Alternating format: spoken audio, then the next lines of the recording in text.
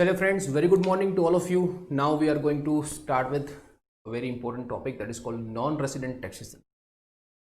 International taxation आपके DT में कम से कम 30 मार्क्स का वो वेटेज रखता है अकॉर्डिंग टू न्यू सिलेबस.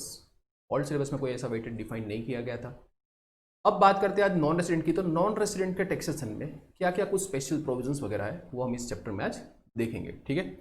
सबसे पहले अगर मैं बात करूं कि नॉन रेसिडेंट है या नहीं है, तो उसके लिए मुझे क्या चेक करना पड़ेगा. मुझे सबसे पहले चेक करना पड़ेगा उसका रेसिडेंशियल स्टेटस. अब रेसिडेंशियल स्टेटस अगर इंडिविजुअल है तो उस केस में हम क्या चेक करते थे, basic conditions and additional conditions. दो बेसिक कंडीशंस एंड दो एडिशनल कंडीशंस अगर वो सेटिस्फाई होती है तो उस केस में वो रेसिडेंस माना जाएगा, अदरवाइज वो नॉन रेसिडेंट माना जाएगा. उस केस में हम ऑर्डिनरी रेसिडेंट भी देखते थे, राइट.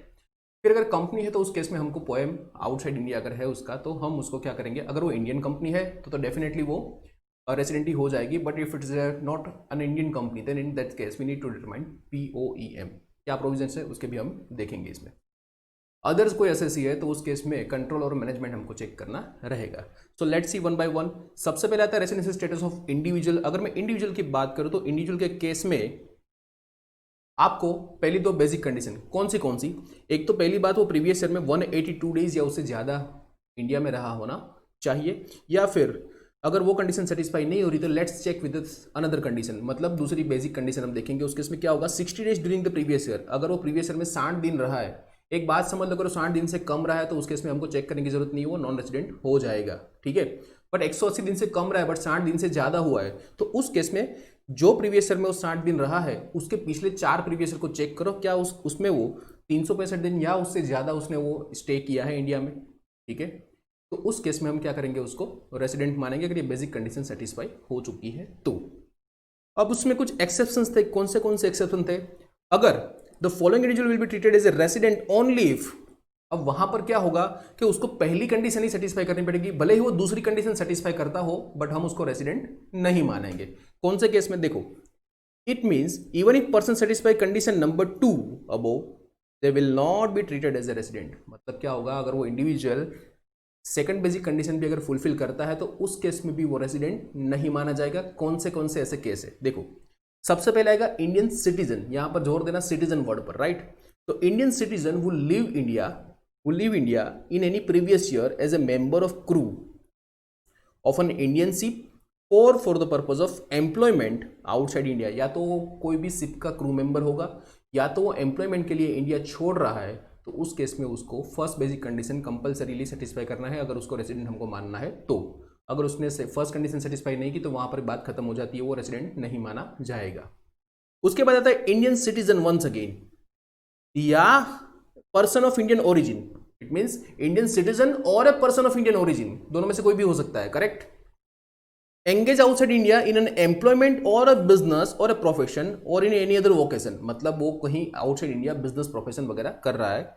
वो comes on visit to India. वो इंडिया में विजिट करने के लिए आता है ड्यूरिंग द प्रीवियस ईयर. तो उस केस में भी हमको खाली 60 डेज का प्रोविजन नहीं देखना है, हमको खाली ओनली 182 डेज वाला प्रोविजन देखना है. भले वो 60 डेज कंपलसरी हो, मतलब 60 डेज का उसका स्टे हो, फिर भी हम उसमें ये कंडीशन से चेक नहीं करेंगे, correct. Well calculating the period of stay for crew member. अब अगर क्रू मेंबर है तो उसका कौन सा दिन हम कंप्यूट करेंगे कि वो इंडिया में रहा है और कौन सा दिन वो इंडिया के बाहर रहा है. अगर हमको उसको कंप्यूट करना है तो उस केस में हमको कौन सा पीरियड होगा, period commencing from joining two the period commencing on period ending on signing off. मतलब ज्वाइनिंग डेट और साइनिंग ऑफ डेट हमको वो ध्यान में रखना होगा. उतना पीरियड हम क्या करेंगे, एक्सक्लूड करेंगे. मतलब जिस दिन वो शिप को ज्वाइन किया उस दिन से लेकर जिस दिन वो शिप से उतरा उस दिन को हम क्या करेंगे, एक्सक्लूड कर देंगे, करेक्ट. आगे बढ़ते हैं. अब अगर बेसिक कंडीशन सेटिस्फाई हो जाती है तो उसको रेसिडेंट माना जाएगा. अब मान लो वो रेसिडेंट हो गया तो फर्दर हमको चेक करना पड़ेगा क्या वो ऑर्डिनरी रेसिडेंट है या फिर नॉट ऑर्डिनरी रेसिडेंट है, राइट. तो उस केस में दोनों की दोनों क्यूमुलेटिव एडिशनल कंडीशन सेटिस्फाई होनी जरूरी है. सबसे पहले देखो, रेसिडेंट इन इंडिया, क्या वर्ड किया है, रेसिडेंट.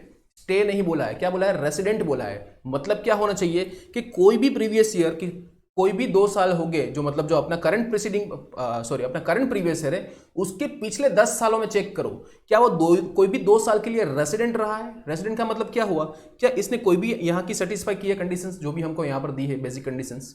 अगर वो रेसिडेंट हो गया 2 साल के लिए पिछले 10 सालों में, राइट, तो उस केस में हम उसको क्या मानेंगे, ऑर्डिनरी रेसिडेंट मानेंगे, बट दूसरी कंडीशन भी साथ में सेटिस्फाई होना जरूरी है, एंड लिखा है इधर, राइट। अब दूसरी कंडीशन कौन सी है कि पिछले 7 सालों के अंदर वो 730 डेज इंडिया में रहा होना चाहिए। यहां पर क्या है, स्टे है, राइट। तो 10 सालों में 2 साल का रेसिडेंट एंड 7 सालों में 730 डेज का उसका स्टे होना चाहिए। तो जनरली अगर आप एग्जाम में कंप्यूट करो तो पहले 7 साल का देख लो कि क्या वो उसका स्टे हो रहा है 730 डेज या उससे ज्यादा का, तो ही आप फर्स्ट कंडीशन को चेक करो, क्योंकि फर्स्ट कंडीशन में आपको रेसिडेंट देखना है तो आपको कोई भी 2 सालों का वो बेसिक कंडीशंस देखनी रहेगी, वो थोड़ा लेंदी हो जाएगा, राइट। अगर वो सेकंड कंडीशन ही सेटिस्फाई नहीं करता है तो फिर आपको वहां पर आगे बढ़ने की जरूरत नहीं है, आप उसको बोल सकते हो यहाँ पर ये क्या है, नॉट ऑर्डिनरीली रेसिडेंट है, करेक्ट। चलिए उसके बाद आता है resident status of HUF. HUF के केस में क्या होगा, if control and management of affairs is situated Holi और पार्टली, थोड़ा सा भी कंट्रोल और मैनेजमेंट इंडिया में हुआ तो उस केस में हम उसको क्या मानेंगे, रेसिडेंट मान लेंगे।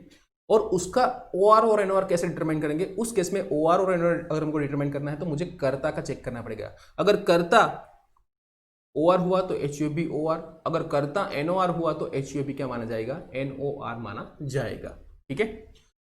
उसके बाद है फर्म, एओपी, एजेपी और लोकल अथॉरिटीज, जो बाकी बचे हुए पर्सन है एक्सेप्ट कंपनी। कंपनी के केस में हम स्पेशल सिनेरियो देखेंगे, राइट।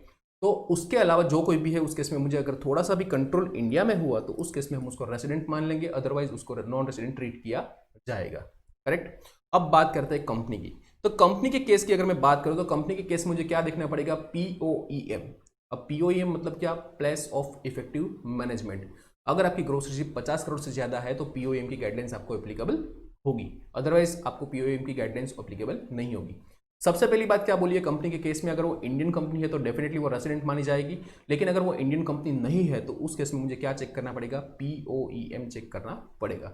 अब सर ये पीओईएम क्या होता है, पीओएम की गाइडलाइंस क्या है, तो पीओईएम के लिए मुझे क्या क्या चेक करना पड़ेगा। सबसे पहले कोई भी कंपनी जो होगी, अगर वो place of active business outside India, जो इसको हम बोलेंगे एबीओआई, अगर वो एबीओआई का टेस्ट फुलफिल करती है तो क्या, अगर वो एबीओआई का टेस्ट फुलफिल नहीं करती है तो क्या, company does not fulfill test of ABOI. दो कंडीशंस यहां पर हो सकती है, दो चीजें यहां पर हो सकते हैं, करेक्ट।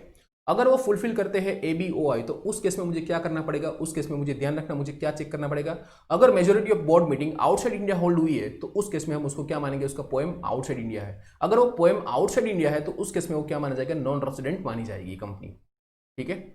लेकिन बोर्ड में जो भी अपना बोर्ड ऑफ डायरेक्टर्स है वो एक्चुअली में डिसीजन मेकिंग अथॉरिटी नहीं है, बराबर। फॉर एग्जाम्पल जैसे अपने टाटा ग्रुप का है तो वहां पर कौन है, रतन टाटा है, भले वो बोर्ड ऑफ डायरेक्टर्स सारे डिसीजन लेते होंगे, राइट। लेकिन कुछ कुछ केस में क्या होगा कि भाई कोई इंडियन पेरेंट या फिर कोई इंडियन रेसिडेंट ऐसा बंदा है, राइट, जो सारे डिसीजन मेकिंग्स एक्चुअल में लेते हैं, बोर्ड ऑफ डायरेक्टर खाली उसका जो कहा है वही करते हैं, राइट। तो उस केस में अगर वो कोई भी इंडियन पेरेंट कंपनी हुई या फिर कोई इंडियन रेसिडेंट हुआ तो उस केस में उसका पीओएम इंडिया में माना जाएगा, भले ही वो अगर वो active business conditions, active business outside India की कंडीशन फुलफिल करती है तो, राइट। तो वंस अगेन मैं रिपीट करता हूं, क्या चीज बोलना है हमको, चेक करना है एबीओआई चेक करना है। अगर वो एबीआई टेस्ट फुलफिल करता है तो मुझे दो चीजें वापस देखनी पड़ेगी, कौन सी, क्या उसकी board meeting outside India held हुई है तो हम उसका पोएम आउटसाइड इंडिया बोलेंगे। लेकिन अगर बोर्ड ऑफ डायरेक्टर्स है वो एक्चुअल में डिसीजन मेकिंग अथॉरिटी नहीं है, कोई इंडियन पेरेंट कंपनी है या फिर कोई इंडिया का रेसिडेंट बंदा है वो एक्चुअल डिसीजन मेकिंग अथॉरिटी है, तो उस केस में हमारा पोएम इंडिया में माना जाएगा। अब दूसरी बात सर, अगर वो कंडीशन फुलफिल, अपना जो टेस्ट है एबीओआई का, अगर वो फुलफिल नहीं करते हैं तो उस केस में क्या होगा, उस केस में मुझे चेक करना पड़ेगा कि जो भी पर्सन है, जैसे कौन से पर्सन है जो एक्चुअल में कॉमर्शियल और मैनेजमेंट का डिसीजन लेते हैं और ये डिसीजन कहां पे लिए जाते हैं, ये प्लेस अगर मैं चेक कर लूं तो मुझे वहां पर उसका पोएम मिल जाएगा। अगर वो प्लेस इंडिया में है तो उसका पोएम इंडिया में माना जाएगा और वो कंपनी रेसिडेंट मानी जाएगी, करेक्ट, ठीक है, समझ में आया। चलिए एक बार मैं वापस रिपीट करता हूं, आपको चेक करना पड़ेगा दो चीज, एबीओआई अगर वो टेस्ट फुलफिल करती है तो क्या, अगर नहीं करती है तो क्या। अगर वो एबीआई का टेस्ट फुलफिल करती है तो उस केस में आपको चेक करना पड़ेगा कि अगर मेजोरिटी ऑफ बोर्ड मीटिंग अगर आउटसाइड इंडिया हेल्ड होती है तो उस केस में हम क्या बोलेंगे, उसको आउटसाइड इंडिया बोलेंगे। लेकिन अगर डिसीजन मेकिंग अथॉरिटी को इंडियन पेरेंट है या फिर इंडियन रेसिडेंट है, बोर्ड ऑफ डायरेक्टर नहीं है, तो उस केस में हम अगर उसको क्या मानेंगे, उसका पोएम इंडिया में मानेंगे और पोएम इंडिया में तो वो रेसिडेंट मानी जाएगी। अगर वो एबीओआई फुलफिल नहीं करती है तो उस केस में चेक करो कि ऐसे कौन से पर्सन जो कॉमर्शियल मैनेजमेंट डिसीजन लेते हैं और ये डिसीजन कहां पर लिए जाते हैं, जिस प्लेस पर ये डिसीजन लिए जाते हैं उसको क्या मानेंगे, हम पीओएम मानेंगे। अगर वो पोएम इंडिया में हुआ तो वो रेसिडेंट मानी जाएगी। अब एबीओआई क्या है, तो active business condition, active business outside India के लिए आपको 4 कंडीशन देखनी पड़ेगी। ये चारों की चारों कंडीशन क्यूमुलेटिव सेटिस्फाई होनी चाहिए, एक भी कंडीशन अगर सेटिस्फाई नहीं हुई तो उस केस में क्या बोलेंगे, हम एबीओआई बोलेंगे। अब पहली बात, passive income is less than और equal to 50% is total income. Passive income is less than और equal to 50% of his total income, बराबर। मतलब आपकी जो टोटल इनकम है, बराबर, आपकी पैसिव इनकम है वो टोटल इनकम की आधी है या उससे कम है, करेक्ट। तो हम क्या बोलेंगे, इसका एक्टिव बिजनेस आउटसाइड इंडिया है, ऐसा बोल सकते हैं, बराबर। अब सर ये पैसिव इनकम क्या होती है? पैसिव इनकम में दो चीजों को आपको ध्यान रखना पड़ेगा, that is purchase and sale, purchase and sale from or to its associated enterprise. मतलब परचेज भी से एसोसिएटेड एंटरप्राइज को किया और सेल भी एई को किया है, राइट। तो उस केस में क्या माना जाएगा, ये पैसिव इनकम माना जाएगी, बराबर। तो यहां पर एक चीज याद रखना, आपने परचेज भी किया है एई से और सेल भी आप एई को कर रहे हो, करेक्ट। तो वही इनकम पैसिव इनकम मानी जाएगी। आपने परचेज किया एई से बट सेल किया किसी और को, तो वो आपकी पैसिव इनकम नहीं मानी जाएगी। आपने परचेज किया किसी और से और सेल किया एई को, तो वो भी आपकी पैसिव इनकम नहीं मानी जाएगी।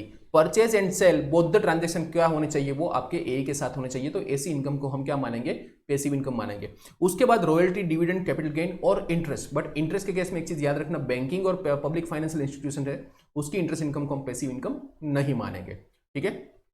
अब सर ये टोटल इनकम कैसे कंप्यूट करनी होती है? तो कंप्यूट करने के लिए हमको जो भी कंट्री में वो कंपनी इनकॉर्पोरेट हुई है, उस कंपनी का हमको क्या उस कंट्री का जो टैक्स लॉज है उसके हिसाब से हमको टोटल इनकम कंप्यूट करनी है। अगर वहां पर ऐसे कोई रिक्वायरमेंट नहीं है, कोई ऐसा टैक्स लॉ नहीं है, तो जो भी बुक वैल्यू होगी, टोटल वैल्यू, वही हम क्या करेंगे, कंसीडर करेंगे। तो सबसे पहले condition I, passive income should be less than और इक्वल टू क्या होना चाहिए, टोटल इनकम होनी चाहिए। मतलब 50% से अगर ज्यादा हुई तो एक्टिव बिजनेस आउटसाइड इंडिया की कंडीशन फुलफिल नहीं हो रही है। दूसरा क्या बोलता है, asset situated in India, India में जितनी भी आपकी एसेट है वो आपकी टोटल जो भी आपकी एसेट है उसकी आधे से कम होनी चाहिए, मतलब लेस देन और इक्वल टू 50% होनी चाहिए। अब उस केस में वैल्यूएशन कैसे करेंगे? अगर डेप्रिसिएबल एसेट है तो हम एवरेज निकालेंगे ओपनिंग एंड क्लोजिंग वैल्यू का। अगर वैल्यूएशन है तो हम ओपनिंग एंड क्लोजिंग वैल्यू का क्या निकालेंगे, एवरेज निकालेंगे। और कैसे वो कंप्यूट करेंगे, उसकी WDV एज पर tax laws of that country of incorporation. और अदर एसेट के केस में हम क्या करेंगे, वैल्यू एज पर बुक्स ऑफ अकाउंट ले लेंगे, ठीक है। अब तीसरी बात आती है, एम्प्लॉय सिचुएटेड इन इंडिया और रेसिडेंट इन इंडिया। या तो आपके जो भी एम्प्लॉयज वो इंडिया में है, भले वो इंडिया में ना हो, बट क्या है वो रेसिडेंट है। दो चीजें आई, या तो आपके एम्प्लॉयज इंडिया में है, या तो जो आपके एम्प्लॉयज है वो रेसिडेंट इन इंडिया है, करेक्ट। तो उस केस में ऐसे आपके जितने भी एम्प्लॉयज है वो आपके टोटल एम्प्लॉयज के 50% या उससे कम होने चाहिए। अगर उससे ज्यादा हुए तो एक्टिव बिजनेस आउटसाइड इंडिया नहीं माना जाएगा, एक्टिव बिजनेस इन इंडिया माना जाएगा, ठीक है। अब सर एम्प्लॉयज कैसे कंसीडर करेंगे? तो उस केस में आपको एवरेज नंबर ऑफ लेने हैं, ओपनिंग और क्लोजिंग नंबर ऑफ एम्प्लॉयज के आपको एवरेज निकालने हैं। अब मान लो सर कि मेरे कोई एम्प्लॉय है वो मेरे पेरोल पे नहीं है, बट कॉन्ट्रैक्ट पे मैंने उसको लिया हुआ है, और वो जो मेरे दूसरे एम्प्लॉय है उसी तरह के काम करते हैं, मतलब वो they perform similar task, right. तो उस केस में वो कॉन्ट्रैक्टेड एम्प्लॉय को भी मेरे एम्प्लॉय माना जाएगा। उसके बाद आता है payroll expenditure on such employ. Such employ मतलब क्या, कि ये जितने भी एम्प्लॉयज यहाँ पर है उसके ऊपर मेरा कितना खर्चा हो रहा है वो मेरे टोटल पेरोल एक्सपेंडिचर से आधे से कम होना चाहिए, राइट। मतलब 50% और उससे लेस होना चाहिए। अब उसमें क्या क्या इंक्लूड होगा पेरोल एक्सपेंडिचर में? आपका सैलरी, वेजेस, बोनस और जो भी आप एम्प्लॉय को देते हो कंपनसेशन के तौर पे, वो सारी की सारी चीजें वहां पर क्या हो जाएगी, इंक्लूड की जाएगी, करेक्ट।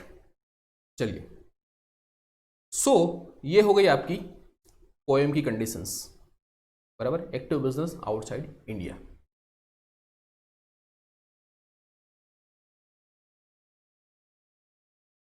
अब आगे बढ़ाते हैं बात कि एक बार उसका रेसिडेंसी स्टेटस हमको पता चल गया, या वो रेसिडेंट है या नॉन रेसिडेंट है। अगर इंडिविजुअल का केस है तो उस केस में क्या वो OR है या NOR है।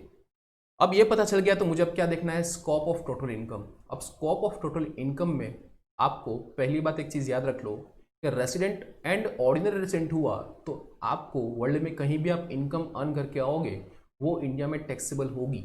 सिंपल सा लॉजिक है। रेसिडेंट और ऑर्डिनरी रेसिडेंट के केस में आपकी कोई भी इनकम जहां भी आप अर्न करोगे वो क्या हो जाएगी, इंडिया में टैक्सेबल होगी। तो यहां पर तीनों केस में हमने क्या किया, यस यस यस। अब पहली बात, इनकम में क्या क्या होगा, एक तो आपको रिसीव्ड हुई है, deem to be received in India है, या तो अक्रू और अराइज इन इंडिया हुई है, राइट, या deem to accrue arise in India हुई है, तो उस केस में। और बाकी आपकी इनकम जो भी received and accrued outside India हुई है तो उस केस में भी R एंड OR को तो क्या करना पड़ेगा, इंडिया में टैक्स देना पड़ेगा, वो इंडिया में टैक्सेबल होगी। बट लेकिन अगर आपकी income received and accrued outside India है प्रीसीडिंग प्रीवियस ईयर्स में, आपने वहां पर कमाई है, वहां पर भी आपको रिसीव हुई है, अक्रू भी वहां पर हुई है, बट खाली उसको आप रेमिट करके इंडिया में लाते हो तो उस टाइम आपको टैक्स नहीं भरना होता है वहां पर, ठीक है।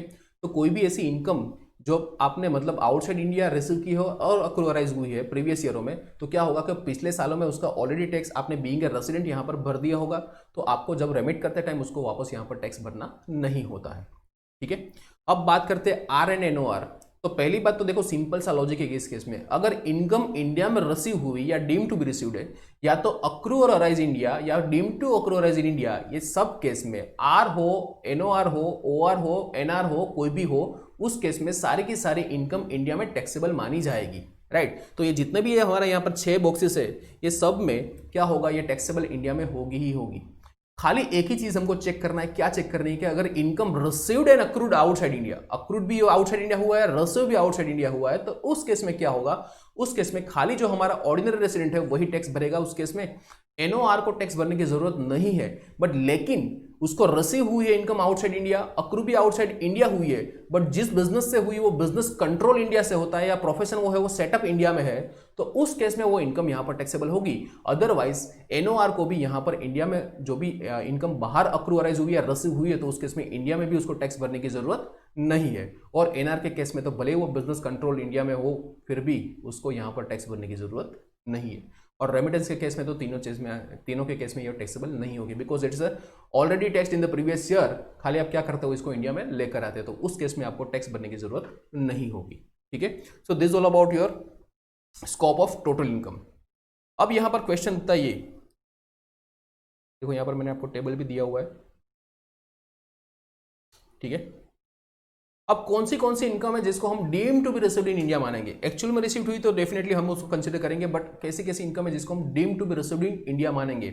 सबसे पहली बात है contribution in excess of 12% of salary of recognised PF और interest credited in excess of 9.5%। अगर इंटरेस्ट हुआ तो 9.5% से ऊपर गया और सैलरी आपकी 12% से ऊपर गई तो contribution by central government employer या फिर employer under pension scheme refer to under 80CCD, या फिर एम्प्लॉयर्स कंट्रीब्यूशन और interest thereon transfer from the unrecognised PF to recognised PF, तो ये क्या मानी जाएगी, आपकी deem to be received in India मानी जाएगी।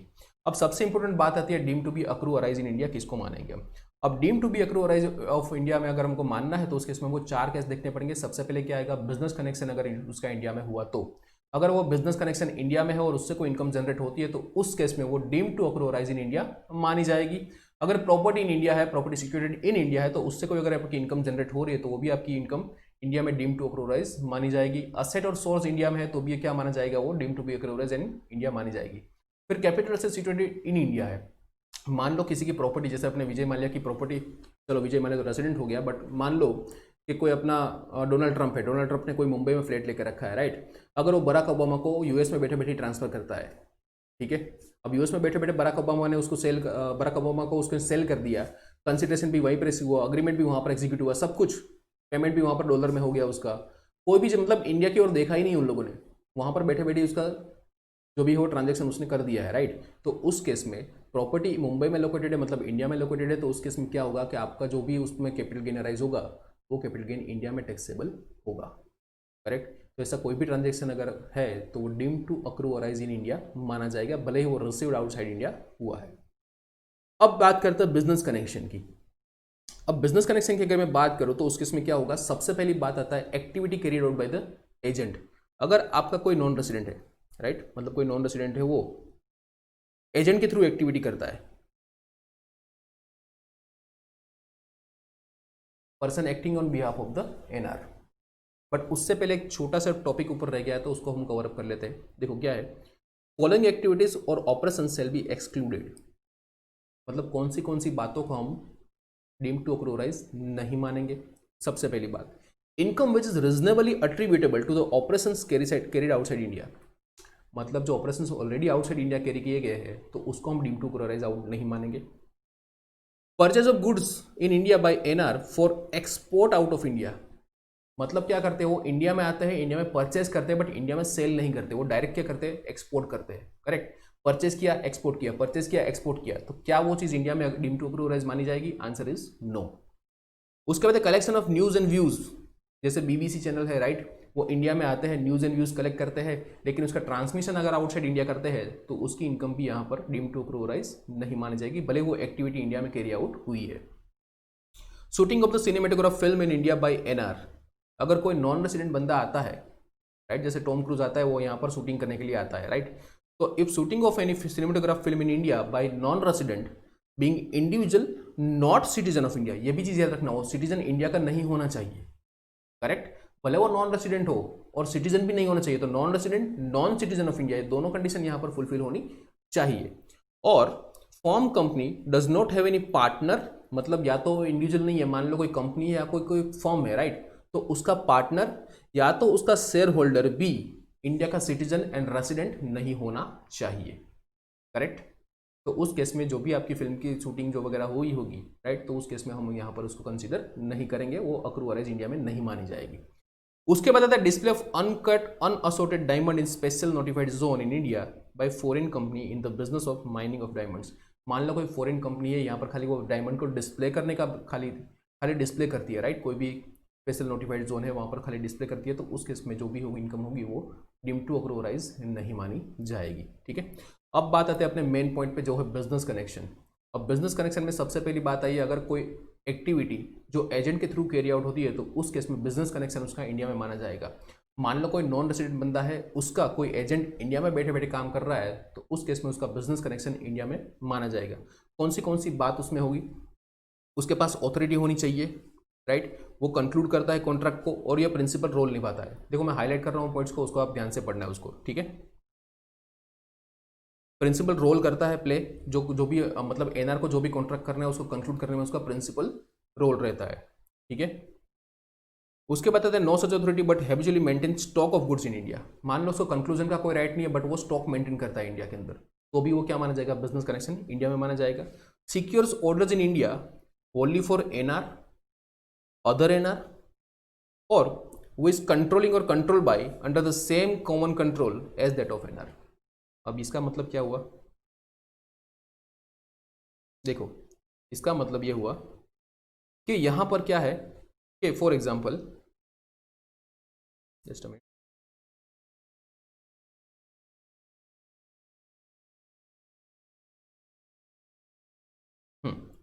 समझो इधर क्या है, देखो एक बार क्या बोलना चाहता है।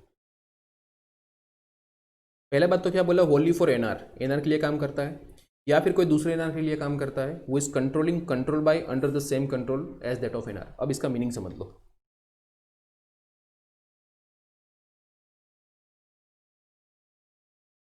मान लो कोई मिस्टर ए है, कोई मिस्टर ए है जो है एजेंट है, एजेंट है मिस्टर एक्स का। मिस्टर एक्स कौन है, एनआर है।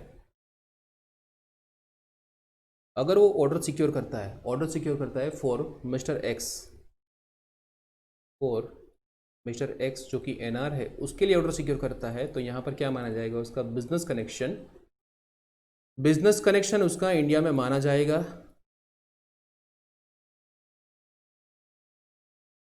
अब यहाँ पर वो मिस्टर वाई के लिए भी काम करता है, मेजोरिटी उसका रोल रहता है किसका, मिस्टर एक्स के लिए वो काम करता है, बट यहाँ पर मान लो उसने मिस्टर वाई जो दूसरा एनआर है उसके लिए भी ऑर्डर सिक्योर करता है, बट वो ऑर्डर इतने प्रिंसिपल रोल प्ले नहीं करता है उसमें, राइट, मतलब उसका तो कभी एक दो ऑर्डर लिया है उसने, ठीक है, छुटपुट काम वो कर लेता है, तो क्या उसका भी बिजनेस कनेक्शन इंडिया में हो सकता है। अब उसके केस में मुझे क्या देखना पड़ेगा, बिजनेस कनेक्शन इंडिया में होगा, बिजनेस कनेक्शन इन इंडिया कौन से केस में, अगर mister X controls mister Y, तो भी ये ट्रांजैक्शन जो है ये बिजनेस कनेक्शन यहां पर माना जाएगा। दूसरी बात, या तो मिस्टर वाई जो है कंट्रोल्स मिस्टर एक्स, या फिर मिस्टर जेड जो है, मिस्टर जेड वो कंट्रोल करते हैं मिस्टर एक्स को भी और वो कंट्रोल करते हैं मिस्टर वाई को भी, राइट। मतलब क्या हुआ कि या तो दूसरा कोई एनआर उसको कंट्रोल करता है या तो वो कोई दूसरे एनआर को कंट्रोल करता है या फिर ये दोनों एनआर किसी के कॉमन कंट्रोल में है, तो उस केस में भी ये जो एजेंट ने एक्टिविटी की है मिस्टर वाई के बिहाफ पे, वो भी यहां पर क्या माना जाएगा, बिजनेस कनेक्शन माना जाएगा। ठीक है, चलिए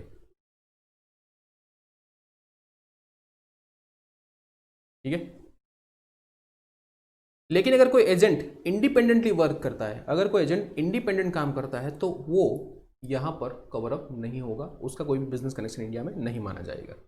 उसके बाद सेकंड पॉइंट आता है, that is called significant economic presence in India. अब सिग्निफिकेंट इकोनॉमिक प्रेजेंस, अब ये क्या हुआ है कि जो भी अपना ई कॉमर्स का बिजनेस अभी बहुत बढ़ चल रहा है, राइट, तो उस केस में हम इनकम को अक्रूवराइज कहां मानेंगे, तो उसके लिए मुझे क्या करना पड़ेगा, उसके लिए मुझे ये देखना पड़ेगा कि सिग्निफिकेंट इकोनॉमिक प्रेजेंस कहां पर है। अगर वो सिग्निफिकेंट इकोनॉमिक प्रेजेंस इंडिया में हुआ तो हम उसको बोलेंगे business connection in India. But उसके लिए कुछ टर्म्स, कुछ लिमिट्स वगैरह अभी तक प्रिस्क्राइब की नहीं है, राइट, तो उसको अभी हम इग्नोर करेंगे बिकॉज एग्जाम के पर्पस के लिए इसका कोई रिलेवेंस नहीं रहेगा। ठीक है, क्योंकि यहाँ पर क्या बोला है, such amount as prescribe, right, तो अभी तक वो कोई लिमिट प्रिस्क्राइब नहीं हुए, जब वो रूल्स के थ्रू प्रिस्क्राइब होगी तब हम इसको कंसीडर करेंगे, तो अभी के लिए हम इसको नहीं ध्यान में लेंगे। उसके बाद आता है एक important point, once again, capital asset being shares. ध्यान से, अब ध्यान देना, इधर बहुत इंपॉर्टेंट टॉपिक है ये। क्या बोलता है, देखो, capital asset being shares interest इन कंपनी और एंटिटी इनकॉर्पोरेटेड आउटसाइड इंडिया। बराबर, मतलब क्या होगा कि आउटसाइड इंडिया की कोई भी कंपनी है उसमें हमारे शेयर्स है, okay, shall be deemed to have been asset situated India, मतलब क्या मान लेंगे उसको, asset situated in इंडिया मान लेंगे। if such share or interest derives its value substantially from asset located in India, further dividend on such shares and paid outside India shall not be deemed to accrue as in India। अब sir ये क्या बोल रहा है, कुछ पल्ले नहीं पड़ा, right, तो उसको समझने के लिए लेते हैं वोडाफोन का केस। बराबर, सबसे पहले देखो क्या हुआ उस केस में, अगर आपको आप चाहे तो इसको ड्रॉ कर लेना एक बार, ठीक है, पॉज करते करते आप ड्रॉ कर लेना इसको। देखो, सबसे पहले Hutchison telecommunication international limited, right, जो कहां पर है, केमन आइलैंड में है। अब उस हचिसन का ये जो HTIL है, राइट, वो केमन आइलैंड में है, उसका 100% होल्डिंग है CGP इन्वेस्टमेंट के अंदर। इसके अंदर है CGP इन्वेस्टमेंट के अंदर उसका 100% होल्डिंग है, समझना शांति से। और वो भी कंपनी कहां पर है, केमन आइलैंड पर है। अब केमन आइलैंड ने मॉरिशियन कंपनीज, केमन आइलैंड ने मॉरिशियन कंपनीज और कुछ इंडियन कंपनीज में भी उसका स्टेक है। इन सब के साथ मिलकर हचिसन एसआर इंडिया जो है, अपना जो हज था उस time, right, Hutchison SR India limited जो भी है, उस केस में उन लोगों, मतलब उसकी उस कंपनी में उन लोगों ने 67% नियर अबाउट, अगर आप देखोगे यहाँ पर तो 67% का होल्डिंग उसका था। बराबर, और बाकी का 33 you know very well, it was with SR limited, correct. So Hutchison के पास क्या था, अल्टीमेटली 67% था। अब देखो यहाँ पर ये कंपनी इंडिया की है, अगर इस कंपनी के शेयर्स अगर मैं ट्रांसफर करूंगा तो मुझे कैपिटल गेन अट्रैक्ट होगा definitely, right, because it's a capital asset and asset situated in India. तो अगर कोई ऐसा भी ट्रांसफर हुआ तो वो क्या होगा, कैपिटल गेन को अट्रैक्ट करेगा। बट यहां पर अगर आप देखोगे तो जो भी हचिसन HTIL जो भी था, इसने वोडाफोन को जो शेयर ट्रांसफर किए हैं, वोडाफोन नेदरलैंड्स को जो भी शेयर ट्रांसफर किए हैं वो किसके किए हैं, उन लोगों ने CGP इन्वेस्टमेंट के किए हैं। अब CGP इन्वेस्टमेंट दूर दूर तक इसका इंडिया से कोई लेना देना नहीं है। शेयर्स भी किसके ट्रांसफर हुए, CGP इन्वेस्टमेंट के, राइट। तो CGP इन्वेस्टमेंट केमन आइलैंड की कंपनी, HTIL केमन आइलैंड की कंपनी, वोडाफोन नेदरलैंड की कंपनी, इसके बीच में ट्रांजैक्शन हुआ, तो यहां पर इंडिया में टैक्सेबिलिटी कैसे अराइज हुई, फिर इंडिया के कोई भी शेयर्स यहां पर मूवमेंट नहीं हुई। तो यहां पर क्या हुआ कि जो असेसिंग ऑफिसर था, इनकम टैक्स डिपार्टमेंट था, उन लोगों ने क्या किया कि भाई ये जो आपने ट्रांसफर किए हैं, ये जो आपको मतलब उसने वोडाफोन को नोटिस भेजा।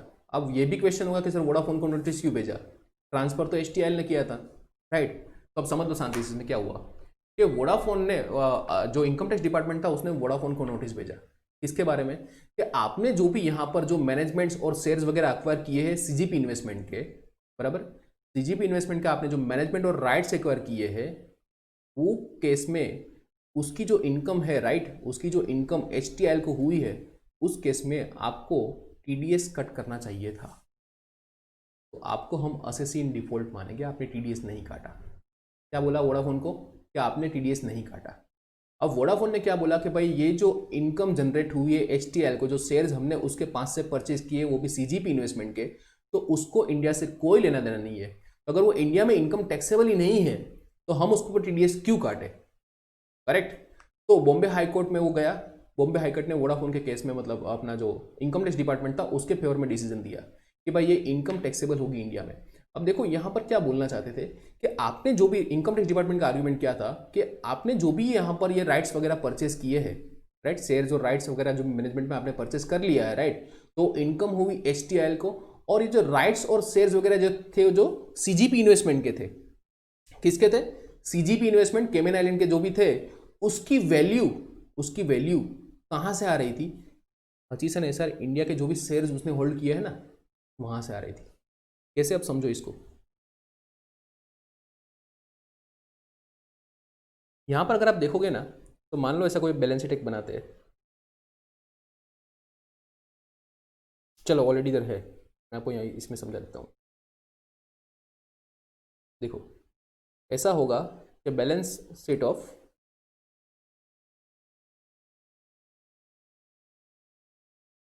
CGP investment. अब यहाँ पर मान लो उसकी शेयर कैपिटल होगी कोई भी, मान लो अभी 20 करोड़ पकड़ के चलते हैं, कुछ लायबिलिटी होगी 5 करोड़ की उसकी, ये सब इमेजिनरी फिगर्स हैं, इसको अभी कंसिडर मत करना। उसकी कोई दूसरी एसेट होगी 10 करोड़ की, और मान लो शेयर्स ऑफ इंडियन कंपनी। अब यहाँ पर उसने क्या किया है, डायरेक्टली होल्ड नहीं हुआ है, तो वहाँ पर क्या बोला, डायरेक्टली और इनडायरेक्टली दोनों कंसिडर किया गया है। तो यहाँ पर जो थे ना, जो भी सीजीपी इन्वेस्टमेंट था, उसने मॉरिशियन कंपनी और अदर इंडियन कंपनीज के साथ मिलकर 67% शेयर्स ऑफ हचीसन एसआर लिमिटेड के उसके पास थे। कैसे थे, इनडायरेक्टली थे, बराबर। अब इनकम टैक्स डिपार्टमेंट का आर्गुमेंट क्या है कि आपके ये जो शेयर कैपिटल है ना सीजीपी की, उसकी वैल्यू कहां से डिराइव होती है, उसकी वैल्यू डिराइव होती है यहां से। ये जो शेयर्स उन्होंने हेल्ड करके रखे ना इनडायरेक्टली हचीसन एसआर में, तो वो सिचुएटेड कहां पर है, इंडिया में है। तो यहां पर आपकी ये जो शेयर कैपिटल है वो इंडिया की जो शेयर्स है उसमें से उसकी वैल्यू डिराइव करती है। तो जब भी आप ये शेयर कैपिटल को ट्रांसफर करोगे तो उसकी इनकम हम इंडिया में मान लेंगे। ऐसा उसने वोडाफोन के केस में किया, बराबर। एक दूसरी बात थी सब्सटेंशियली, यहां पर इसको भी साथ में ले लेते हैं कि सब्सटेंशियली वैल्यू डिराइव करेंगे, ऐसा बोला था उस केस में, राइट। तो सब्सटेंशियली वैल्यू डिराइव करेंगे, उसका मतलब क्या कि substantially value from the asset located in India. उस केस में क्या होना चाहिए, आपकी असेट जो भी है, आपकी जो भी स्पेसिफाइड डेट पर जो भी असेट है उसकी एफएमवी 10 करोड़ से ज्यादा होनी चाहिए, और वो टोटल एसेट का एटलीस्ट 50% क्या करती होनी चाहिए, रिप्रेजेंट करती होनी चाहिए। अब ये देखो, ये देखो इधर, यहां पर ये जो असेट्स है, असेट क्या वो 10 करोड़ से ज्यादा है, आंसर इज यस। अभी मैं जस्ट आपको एक एग्जांपल के लिए फिगर दे रहा हूं, रियल फिगर्स नहीं दे रहा हूं। तो ये एग्जांपल में क्या ये 10 करोड़ से ज्यादा है, आंसर इज यस।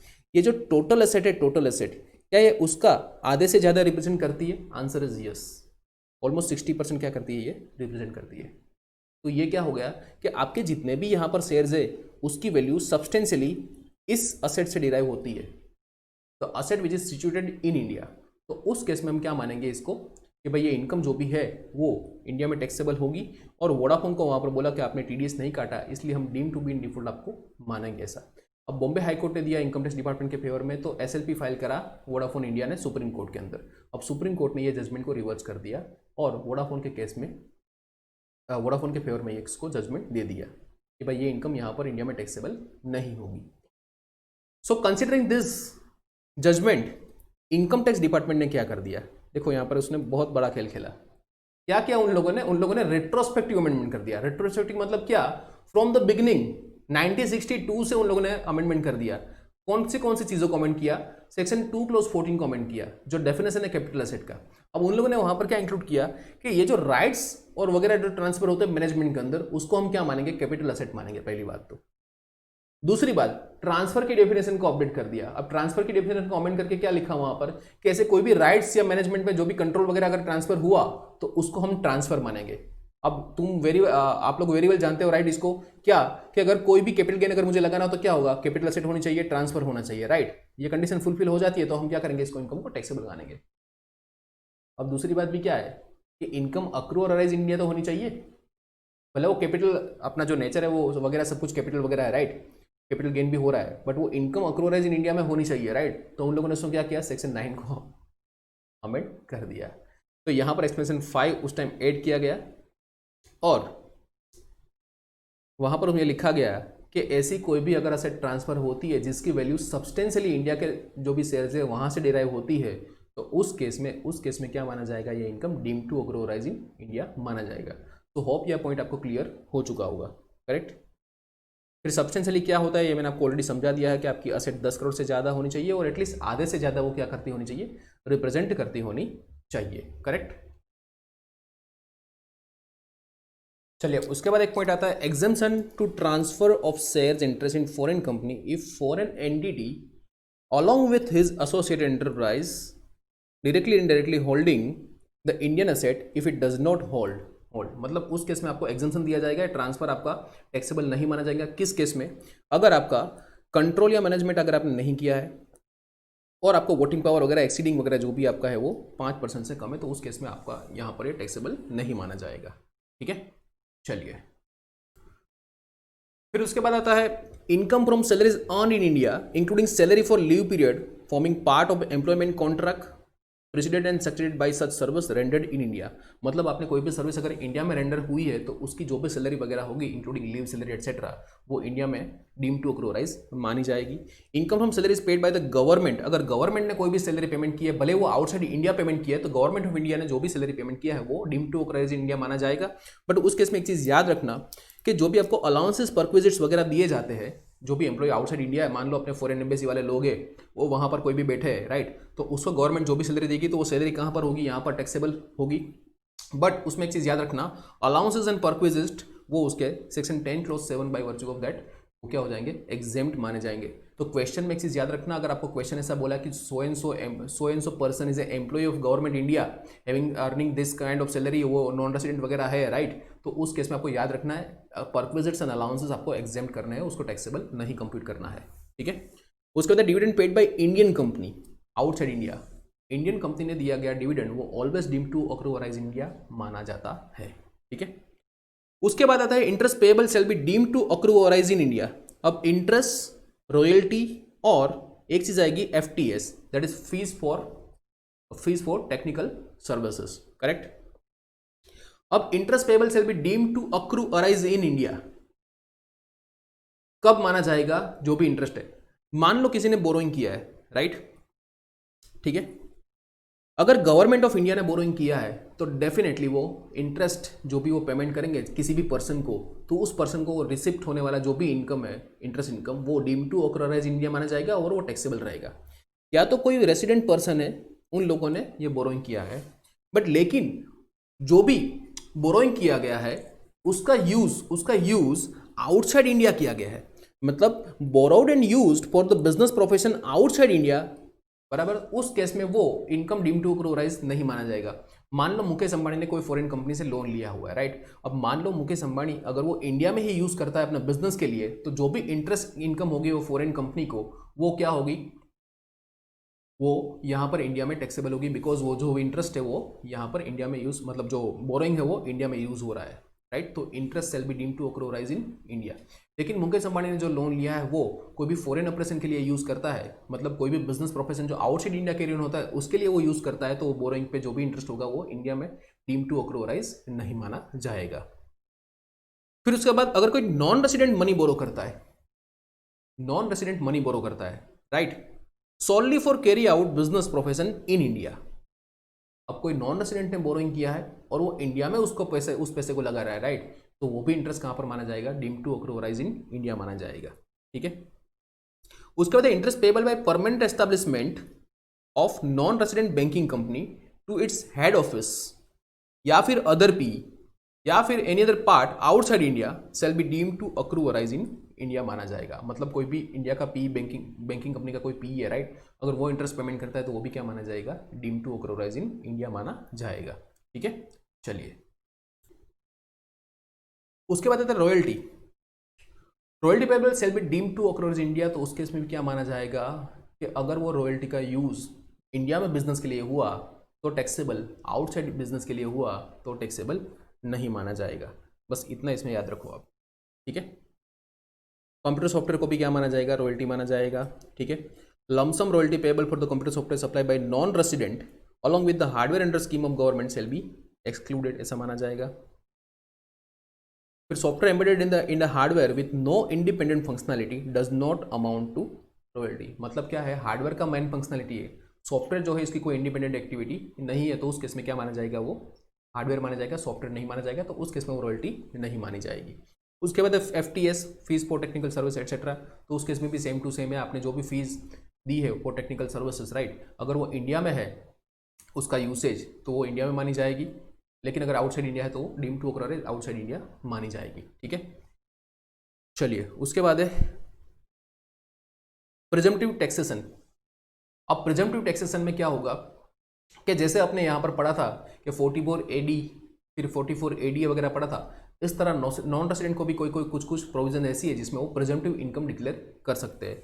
सबसे पहले आता है 44B। 44B किसकी बात करता है, 44B is talking about shipping business in case of non resident. तो शिपिंग बिजनेस के केस में आपको कितना 7.5% के हिसाब से जो भी आपका अमाउंट आता है, ये एग्रीगेट नीचे दिए गए अमाउंट का आपको एग्रीगेट करना है और उसका 7.5% आपको क्या करना पड़ेगा, डिक्लेयर करना पड़ेगा। बराबर, यहाँ पर आपको लोअर ऑप्शन का मतलब आपको यहाँ पर इतना ही अमाउंट दिखाना पड़ेगा, आपके पास ऐसा कोई ऑप्शन नहीं है कि आप इससे लोअर प्रॉफिट दिखा सको, राइट। जैसे आपने देखते थे वो 44 ADA में कि अगर आपको लोअर प्रॉफिट दिखाना तो आप अपना बुक्स ऑफ अकाउंट मेंटेन करो और आप ऑडिट करवा लो, तो उस केस में आप लोअर प्रॉफिट डिक्लेयर कर सकते हो, बट यहाँ पर ऐसा कोई ऑप्शन नहीं है, उसको 7.5% मिनिमम देखना पड़ेगा। इसके क्वेश्चंस मैंने अपने जो अपना जो डिटेल मॉड्यूल है उसमें मैंने कवर किए हैं, तो उसकी आप एक बार प्रैक्टिस कर लेना। नॉन रेसिडेंट के जितने भी क्वेश्चंस है उसको आप प्रॉपर्ली प्रैक्टिस कर लेना। If you want the detail study material you can message me on this number, right, I will send it you all the things, correct. तो इसके क्वेश्चंस को ठीक से प्रैक्टिस करना, अगर आपने इसके क्वेश्चंस को ठीक से प्रैक्टिस कर लिया बस तो काफ़ी हो गया आपका, मतलब जो आपके फियर है नॉन रेसिडेंट टैक्सेशन का, राइट, तो आपका चला जाएगा, that is my assurance, correct. फिर भी अगर आपको कोई डाउट है, कोई क्वेरी है, तो you can message me on this number any time, okay. उसके बाद आता है presumptive taxation for exploration business in case of non resident. तो उस केस में उसको कितना है यहाँ पर 10% के हिसाब से आपको अमाउंट यहाँ पर देना पड़ेगा, करेक्ट। बट यहाँ पर उसके पास ऑप्शन है कि अगर आपको कम दिखाना है तो आप ऑडिट करवा लो या फिर बुक्स ऑफ अकाउंट को मेंटेन करो। उसके बाद आता है 44BB है, that is presumptive taxation for aircraft business in case of non resident. अब presumptive taxation in case of aircraft business के केस में आपको 5% का फ्लैट रेट आपको यहाँ पर दिखाना पड़ेगा, ठीक है, और यहाँ पर आपके पास ऑप्शन नहीं है, आप लोअर प्रॉफिट डिक्लेयर करोगे।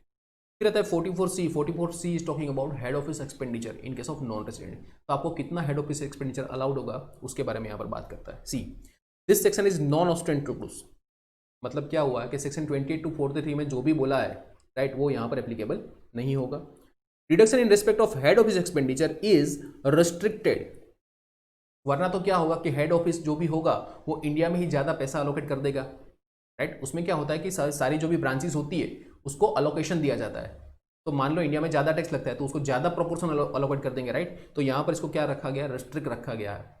किस केस में, restricted to the lower of 5% of adjusted total income, 5% of adjusted total income और 5% of average adjusted total income, या तो 5% of ATI that is adjusted total income, या फिर 5% of average adjusted total income अगर आपके पास loss हुआ उस साल में। तो मान लो प्रॉफिट नहीं हुआ तो हमको क्या करना पड़ेगा, एवरेज निकालना पड़ेगा। और amount attributable to the business profession of assessee in India, मतलब एक्चुअल जो भी हुआ वो या तो 5% ऑफ ATI या तो 5% ऑफ एवरेज ATI, राइट। इन तीनों में से जो भी लोअर होगा वो आपको मैक्सिमम अलाउड होगा। ATI का मतलब क्या, सबसे पहले देखते हैं एवरेज का मतलब क्या। एवरेज मीन्स किसका एवरेज निकालेंगे हम, average means total income of immediately preceding 3 years, पिछले 3 सालों का total income relevant to assessment year in case of assessee is assessable less than 3 years, then average shall be taken accordingly. मतलब पिछले 3 सालों का मुझे एवरेज निकालना है। एवरेज कितने सालों का लेना है? 3 सालों का एवरेज लेना है। बट मान लो असेसी 2 साल ही असेसेबल हुआ तो फिर 2 साल का एवरेज निकालेंगे। अगर 1 ही साल हुआ तो 1 साल, मतलब वही एवरेज हो गया, करेक्ट। तो उस तरह से हमको यहाँ पर एवरेज निकालना रहेगा। उसके बाद आता है एटीआई। अब एटीआई का मतलब यहाँ पर क्या होगा? The total income computed in accordance with provisions of act without giving effect. Without giving effect मतलब आपको टोटल इनकम कंप्यूट करना है, बट इन चीजों का आपको इफेक्ट नहीं देना है। कौन सी? एचओ एक्सपेंडिचर, हेड ऑफिस का expenditure, unabsorbed depreciation, capital expenditure, brought forward business losses, brought forward speculation losses, brought forward loss under capital gain, loss from owning and maintaining resources and deduction under chapter 6 है। इतनी चीज़ों की effect दिए बगैर आपको total income compute करना है और उसका आपको यहाँ पर क्या निकालना है? 5% निकालना है। यह क्या बन जाएगी? आपकी average total income, sorry adjusted total income, ATI बोलेंगे इसको, करेक्ट। तो ये हो गया 44C। अब आगे बढ़ते हैं कुछ स्पेशल केसेस, मतलब जिस पर क्या होगा, मतलब स्पेशल रेट के टैक्स लगेंगे, राइट। तो टैक्स रेट आपको याद रखने हैं, ठीक है, इसको छोड़ के मत जाना। सबसे पहले क्या होता है? Certain income received by non resident, या तो फॉरेन कंपनी है तो उस केस में कुछ इनकम है जो उस पर उसको स्पेशल रेट लगेंगे। कौन से? डिविडेंड। कैसा डिविडेंड? जिस पर 115O में डीडीटी पे नहीं किया गया है, राइट, मतलब जो नॉन एग्जेम्प्ट है वो, उस केस में आपको 20% के हिसाब से आपको टैक्स रेट देना पड़ेगा। याद रखना ये चीजें आपको नॉन रेसिडेंट बोलेंगे, फिर आपको ये सारी इनकम आपको यहाँ पर देके रखेंगे। तो आप जब भी टैक्स कंप्यूट करोगे तो आपको ये चीजों का ध्यान रखना है, correct. Interest received from government और an Indian concern in respect of loan given to government और इंडियन कंसर्न। मतलब कोई नॉन रेसिडेंट जो है उन लोगों ने गवर्नमेंट और या फिर नॉन अपना जो रेसिडेंट है इंडियन कंसर्न इसको लोन दिया है, तो उस केस में जो भी इनकम इंटरेस्ट इनकम उसको रिसीव होगी उस पर 20% के हिसाब से टैक्स रेट लगेगा। उसके बाद आता है interest on infrastructure debt fund refer to in section 1047, तो उस पर 5% के हिसाब से क्या लगेगा? टैक्स लगेगा। Interest received from Indian company और business trust in respect of money borrowed in foreign currency refer to in section 194 LC। अगर आप जानते हो तो 194 LC में हमने बिजनेस ट्रस्ट में एक चीज़ डिस्कस की होगी कि वहाँ पर उसको 5% के हिसाब से TDS कट करना रहेगा। तो यहाँ पर भी क्या है, इसको 5% के हिसाब से वो टैक्सेबल रहेगी उसके हाथ में। मतलब कि बिजनेस ट्रस्ट या इंडियन कंपनी में बोरोइंग किया है तो उस पर मिलने वाला इंटरेस्ट जो भी नॉन रेसिडेंट को मिलेगा वो 5% के हिसाब से क्या रहेगा? टैक्सेबल रहेगा। उसके बाद आता है interest refer to in section 194 LBA। Interest referred to in section 194 LBA being interest income of business trust from a SPV distributed by business trust to non-resident unit holders of a business trust। मतलब क्या है कि कोई भी income distribute की जाती है non resident को, राइट, जो भी यूनिट होल्डर है उसको अगर डिस्ट्रीब्यूट की जाती है तो उस केस में 5% के हिसाब से उसको टैक्स लगेगा, जो भी रेसिपिएंट है उसको, राइट। उसके बाद interest refer to in section 194 LD payable between 1/6/2013 to 30 June 2020 to a foreign institutional investor FII। मतलब FII या QFI जो भी है, अगर वो रिसीव करता है इंटरेस्ट, राइट, जो भी उसने इन्वेस्टमेंट मेड किया है यहाँ पर RDB में या फिर गवर्नमेंट सिक्योरिटी में, तो 5% के हिसाब से। अब मान लो आपको क्वेश्चन दे दिया कि भाई कोई FII है, राइट, उसके रिगार्डिंग क्वेश्चन बोला और आपको यहाँ पर बोला है कि उन लोगों को रिसिप्ट हुई है RDB में से या फिर गवर्नमेंट सिक्योरिटी में से उसको इनकम मिला है, इंटरेस्ट मिला है, राइट। तो आपको ये चीज़ याद रखना है, उस पर 5% के हिसाब से क्या लगेगा? टैक्स लगेगा, करेक्ट। चलिए, income received in respect of units purchased in foreign currency of a mutual fund और UTI, जिस पर 20% के हिसाब से क्या लगेगा? टैक्स रेट लगेगा। फिर इसके बाद रॉयल्टी FTS बाय NR और फॉरेन कंपनी, रॉयल्टी और fees for technical service etcetera जो भी NR या फिर कोई फॉरेन कंपनी ने यहाँ पर प्रोवाइड की है उसको मिलने वाले रॉयल्टी और टेक्निकल सर्विस में क्या होगा? अगर उसका PE इंडिया में है तो सेक्शन 44 DA लगेगा। उस केस में नॉर्मल रेट से हम क्या करेंगे? टैक्स रेट लगाएंगे। नॉर्मल रेट मतलब कौन सा? अगर कंपनी है तो 40% का फॉरेन कंपनी को टैक्स रेट लगता है वो।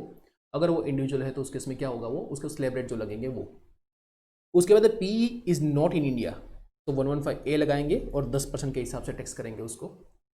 If DTAA provides lower rate तो क्या करेंगे? हम उसमें लोअर रेट को अप्लाई करेंगे, ठीक है। चलिए, उसके बाद आता है special rate of tax is applicable on the above mention incomes. Special rate of tax is applicable on above mention income, मतलब उसके अलावा जो भी इनकम है, बैलेंस इनकम, वो कौन से रेट से टैक्सेबल होगी फिर? नॉर्मल इनकम, नॉर्मल रेट से, राइट। तो आपको क्या करना है, टोटल इनकम आपने कंप्यूट कर लिया, उसके बाद जो स्पेशल रेट से उसको स्पेशल टैक्स मतलब उसका कंप्यूट कर लो, और बाकी जो बैलेंस अमाउंट बचे उस पर नॉर्मल रेट लगा दो, करेक्ट। उसके बाद no deduction in respect of any expenditure और allowances shall be allowed to assessee under this section. मतलब इस इनकम के खिलाफ, मतलब इसके इनकम के सामने आपको कोई भी एक्सपेंडिचर अलाउड नहीं किया जाएगा, आपको डिडक्शन भी नहीं मिलेंगे। जो भी आपकी डिविडेंड और इंटरेस्ट इनकम हुई है उस पर आपको डिडक्शन भी चैप्टर 6 के नहीं मिलने वाला है, ठीक है। It shall not be necessary for the assessee to furnish return of income if the following condition are satisfied. मतलब उसको आईटीआर फाइल करने की जरूरत नहीं है। कौन से केस में? याद रखना, पहली बात कि ये जो इंटरेस्ट या डिविडेंड इनकम जो हमने ऊपर डिस्कस की है, खाली उतनी ही इनकम है, उसके अलावा कोई इनकम नहीं है, एंड उस पर जो टीडीएस कटने वाला था वो कट चुका है। तो उस केस में जो भी नॉन रेसिडेंट है उसको रिटर्न फाइल करने की जरूरत नहीं है इंडिया में। उसके बाद आता है 115A that is calling for income from unit purchased in foreign currency और capital gain arising from that transfer in case of offshore fund. तो ऐसा कोई भी अगर इनकम हुआ है तो उस केस में आपको 10% के हिसाब से इंटरेस्ट लगेगा।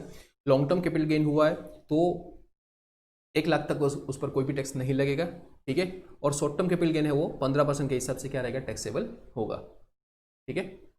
चलिए उसके बाद आता है इंडेक्सेशन बेनिफिट आपको नहीं मिलेगा, करेक्ट, ठीक है। चलिए उसके बाद आगे बढ़ते हैं 115AC इनकम और कैपिटल गेन फ्रॉम बॉन्ड्स और GDR purchased in foreign currency.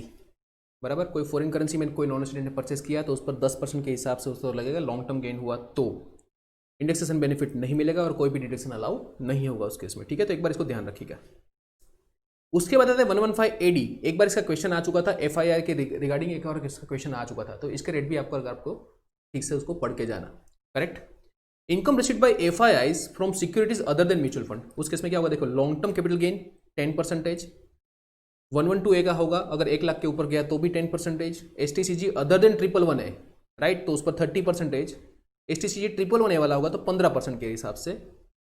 Interest other than refer to in 194LD जो हमने ऊपर उसको ऑलरेडी डिस्कस कर चुके हैं, तो उस पर 20% लगेगा। इंटरेस्ट रिफर्ड इन 194LD वो 5% के हिसाब से होगा, और कोई भी अगर दूसरी इनकम हुई तो नॉर्मल रेट के हिसाब से यहाँ पर कवर अप की जाएगी, ठीक है। चलिए उसके बाद आता है 115BBA that is called sportsman और स्पोर्ट एसोसिएशन। कोई भी स्पोर्ट्समैन यहाँ पर इंडिया में इनकम अर्न करता है तो उस पर 20% के हिसाब से लगेगा, plus surcharge plus education cess उसको 4% के हिसाब से लगने वाला है, ठीक है। अगर वो कोई गेम में पार्टिसिपेट करता है या उसको गारंटीड अमाउंट जो भी है वो, और उसका कोई भी परफॉर्मेंस है इंडिया में, तो वो यहाँ पर क्या माना जाएगा, इनकम टैक्सेबल मानी जाएगी। Match referee does not fall with in the meaning of sportsman. तो मैच रेफरी की इनकम जो भी होगी वो इस रेट में नहीं आएगी, उसको नॉर्मल रेट से टैक्सेबल किया जाएगा, ठीक है। चलिए उसके बाद आता है chapter 12A that is talking about NRI derives from investment income और LTCG। अब ये इन्वेस्टमेंट इनकम और LTCG क्या होती है, देखो, सबसे पहले इनकम, इन्वेस्टमेंट इनकम मतलब क्या, any income derived other than refer to in section 115O। मतलब एग्जाम डिविडेंड के अलावा अगर कोई भी इनकम अराइज हुई तो अब कौन सी इनकम अराइज हो सकती है। पहली बात, अगर वो सिक्योरिटीज है, राइट, डिबेंचर्स वगैरह है, तो उस पर इंटरेस्ट मिल सकता है। दूसरी बात, आपने उस सिक्योरिटी को ट्रांसफर किया, राइट, तो उस केस में आपको लॉन्ग टर्म कैपिटल गेन हो सकता है, करेक्ट। तो ऐसी कोई भी फॉरेन एक्सचेंज एसेट है, फॉरेन एक्सचेंज एसेट मतलब क्या, अब समझ लो एक चीज को पहले। फॉरेन एक्सचेंज एसेट का मतलब क्या हुआ कि following assets acquired in foreign exchange. आपने फॉरेन एक्सचेंज को यूज करके उस एसेट को एक्वायर किया है। कौन से shares of Indian company, debenture in Indian public company, deposit with Indian public company, या फिर कोई गवर्नमेंट की सिक्योरिटी, या फिर कोई भी एसेट अगर गवर्नमेंट ने नोटिफाई की है। तो अगर आपने इसको फॉरेक्स में अप्लाई एक्वायर किया है तो वो क्या आपकी मानी जाएगी, फॉरेन एक्सचेंज एसेट मानी जाएगी। यहाँ पर बात की है नॉन रेसिडेंट इंडियन की बात की है, राइट। तो नॉन रेसिडेंट इंडियन की यहाँ पर क्या बात की है, the individual being citizen of India और a person of Indian origin who is non resident. तो वही यहाँ पर कवर अप होंगे, कोई भी दूसरा बंदा यहाँ पर कवर अप नहीं होगा, ठीक है। चलिए उसके बाद 115D that is method of computation. अब इसमें कंप्यूटेशन कैसा किया जाएगा, देखो स्पेशल प्रोविजन है पूरा का पूरा चैप्टर। ये क्या बोलता है, income shall be computed on gross basis, no deduction under any provision shall be allowed. तो जितना भी है वो उसमें कोई भी खर्चा वगैरह आपका अलाउड नहीं होगा। चैप्टर 6 से भी कोई डिडक्शन नहीं मिलेंगे। Indexation benefit is also not available, और दूसरी इनकम होगी वो नॉर्मल रेट के हिसाब से टैक्सेबल होगी। ये इनकम कौन से रेट से टैक्सेबल होगी, इसको देखते हैं 115E के अंदर। अगर आपको लॉन्ग टर्म कैपिटल गेन हुआ तो वो 10% के हिसाब से प्लस प्लस सेस उसमें कवर अप किया जाएगा। इन्वेस्टमेंट इनकम है वो 20% के हिसाब से टैक्सेबल होगी, और बाकी सारी इनकम जो भी हो नॉर्मल रेट के हिसाब से टैक्सेबल होगी। फिर उसमें एग्जेंशन मिल सकता है अगर आपका लॉन्ग टर्म कैपिटल गेन हुआ, और अगर आप वापस आप उसको इन्वेस्टमेंट करते हो तो उस केस में आपको एग्जेंशन मिलेगा, लेकिन वो एग्जेंशन आपका प्रोपोर्शनेटली रहेगा। जैसे हम 54 एफ में जैसे कंप्यूट करते हैं उसी तरह से आपने जितना मतलब जो सेल कंसिडरेशन वाला जो पार्ट था, जितना आपने इन्वेस्टमेंट किया उसी प्रोपोर्शन में आपका कैपिटल गेन वहां पर क्या हो जाएगा, आपका एग्जेम्प्ट माना जाएगा। और जो भी आप नई एसेट एक्वायर करते हो 3 साल तक आपको ट्रांसफर नहीं करनी चाहिए, वरना वो टैक्सेबल हो जाएगा वापस। उसके बाद आता है option not to file ITR। अगर आपको ITR फाइल नहीं करता उसके लिए आपको ऑप्शन कौन सा है, अगर आपकी इन्वेस्टमेंट इनकम या फिर LTCG ही है तो उस केस में आपको फाइल करने की जरूरत नहीं है, और उस इनकम पर TDS कट जाना चाहिए, तो आप अगर रिटर्न फाइल नहीं करोगे तो आपको चलेगा। उसके बाद आता है continuance of benefit even after NRI becomes resident. अब मान लो बंदा था वो रेसिडेंट बन गया तो भी क्या वो कंटिन्यू कर सकता है उस बेनिफिट को? Answer would be yes. अगर वो NRI रेसिडेंट बन जाता है तो उस केस में वो डिक्लेरेशन फाइल करेगा कि वांट्स टू कंटिन्यू, मतलब ये स्पेशल प्रोविजन के हिसाब से उसको गवर्न करना है, right. And provision shall apply until the transfer of और conversion of such asset into money. मतलब जब भी अब मान लो किसी ने फॉरेन एक्सचेंज अमाउंट होल्ड किए, राइट, असेट होल्ड किए, अब उस केस में क्या होगा कि अगर अब वो रेसिडेंट बन गया है, क्या वो अभी भी उस चीज़ का बेनिफिट ले सकता है? हाँ जी हाँ, ऑलरेडी होल्ड की हुई एसेट पर वो बेनिफिट ले सकता है। जब तक वो एसेट को ट्रांसफर ना कर दे तब तक वो बेनिफिट उसको मिलता रहेगा, लेकिन उसको एक ITR फाइल करते टाइम उसको एक डिक्लेरेशन देना पड़ेगा। उसके बाद आता है 115I option to opt out from this chapter. अगर वो बोलता है कि भाई मुझे स्पेशल प्रोविजन में नहीं रखना है, मुझे अब मैं रेसिडेंट हो चुका तो मुझे नॉर्मल जो भी रेट्स है उसके हिसाब से बेनिफिट लेना है, तो भी वो ऑप्ट आउट कर सकता है और नॉर्मल टैक्स पे कर सकता है इस केस में, ठीक है। उसके बाद लास्ट पॉइंट आता है इसके अंदर, that is TDS with holding tax. Non resident के केस में कितना कितना TDS कटना चाहिए? सबसे पहले 192 जो सैलरी का है उस केस में तो हमने देखा था कि एवरेज रेट ही कटना चाहिए। उसके बाद 192A, तो उस केस में भी क्या होगा, जो भी 10% का रेट है वो कटेगा। लॉटरी गेम्स के केस में 3%, हॉर्स रेस के केस में 5% का, यहाँ पर याद रखना वो 5% के हिसाब से कटेगा हॉर्स रेस में। Payment of the NRO sportsman association वगैरह है तो उसका 20% के हिसाब से। उसके बाद 194G जो commission on sale of lottery tickets है वो 5% के हिसाब से। LB जो इंफ्रास्ट्रक्चर डेट फंड है जो इंटरेस्ट पेमेंट करता है तो वो भी 5% TDS काटेगा। 194 LB क्या बोलता है, बिजनेस ट्रस्ट अगर कोई इनकम ट्रांसफर करेगा उसके यूनिट होल्डर्स को तो वो भी 5% के हिसाब से TDS कट करेगा, राइट। उसके बाद आता है 194 LBA3, that is rental income अगर कोई भी है तो बिजनेस ट्रस्ट को डायरेक्ट रिसीव हुई है, राइट, और उसको डिस्ट्रीब्यूट करते हैं तो उस केस में जो भी रेट्स वगैरह होगा, मतलब जो रेट इन फोर्स होंगे उसके हिसाब से वो टैक्स वहाँ पर TDS काटा जाएगा। 194 LBB में क्या होगा, investment fund paying income to the unit holders. अगर कोई इन्वेस्टमेंट फंड है यूनिट होल्डर को पेमेंट करते हैं तो उसके इसमें भी रेट्स इन फोर्स होगा। 194 LBC भी क्या बोलता है, investment made in securities interest, अगर उस इन्वेस्टमेंट जो जिसने किया है उसको कोई इनकम अराइज होती है तो वो भी यहाँ पर क्या होगी, कवर अप होगी। उसके बाद 194 LD is talking about FIR QFI। अगर उन लोगों ने RDP या GDR में पेमेंट इन्वेस्टमेंट किया है तो उसमें जब भी पेमेंट करेंगे तो 5% के हिसाब से TDS कट करके रखेंगे। 195 कौन सा है, वो जनरल प्रोविजन, अगर उसमें कहीं भी ऊपर फॉल नहीं होता, अगर उसमें TDS कटना चाहिए तो 195 में कटेगा, और वो होगा जनरली 30% के हिसाब से वो कटता है, राइट। उसके बाद आता है 196B, that is MF and UTI अगर वगैरह है तो वो 10% के हिसाब से, और सिक्योरिटीज रिफर टू इन 115 तो उसके इसमें 20% के हिसाब से TDS कटेगा। रेट्स इन फोर्स का मतलब क्या होगा कि जो फाइनेंस एक्ट में दिए गए रेट्स, मतलब जो भी उसको एप्लीकेबल रेट्स होंगे उस हिसाब से TDS काटेंगे, या फिर DTA में जो भी रेट्स दिए गए हैं उसके हिसाब से वो TDS कट करेंगे। अब यहाँ पर एक चीज़ याद रखना, आपको यहाँ पर सरचार्ज अगर एप्लीकेबल हो जाता है तो सरचार्ज आपको TDS कट करते टाइम कलेक्ट कर ही लेना है, और हेल्थ एंड एजुकेशन भी आपको यहाँ पर उसको टाइम कंसिडर करना ही है, correct. So guys, that's all about non-resident taxation. If you have any doubt, any query, then you can message me on this number, correct? और इसकी डिटेल जो मैंने आपको बोला कि इसकी डिटेल में मैंने काफ़ी सारे क्वेश्चंस को कवर अप करके रखा है, तो that detail material you can get, you can WhatsApp में on this number, I will send it you PDF and everything, correct. So thank you so much friends for being with me.